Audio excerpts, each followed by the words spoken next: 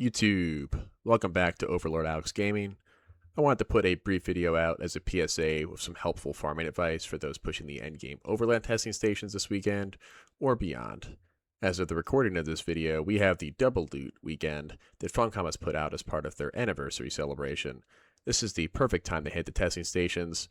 I know some of you don't have a lot of time to play the game, whereas others have a lot more, but from what I've learned being in consulting for a number of years now, is how to be efficient with your time and finding the best ways to shave off chunks of it to achieve the desired result. I use that same methodology for Dune Awakening. In this case, let's talk about clear times and where you should be for the overland testing stations. Let's touch on some of the highest level of progression first, the level 40s and level 19s for the grade 5 loot. For clearing level 40 labs, you should be under the 12-minute mark approximately to make it worth your while to do them.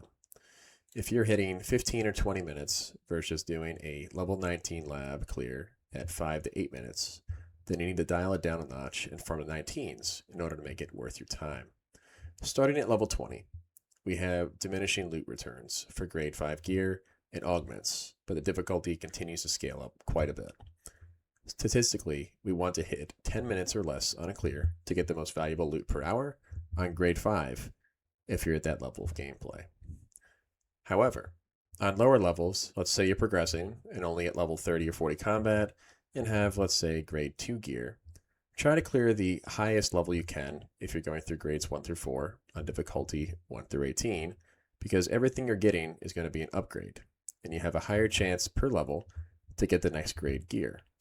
Building out armor sets lower than grade 5 and replacing them at each level will also be pretty expensive here, so I'd only focus on building out grade 4 and 5 armor sets with all their augments, as the power jump is way higher than 1 through 3.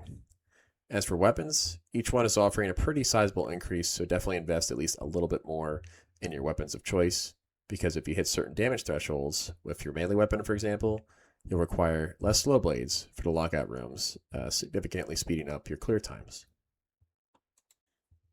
I hope this is helpful for y'all. Right now, the state of farming loot, let alone grouping up with your friends, is not in a great state for Dune Awakening.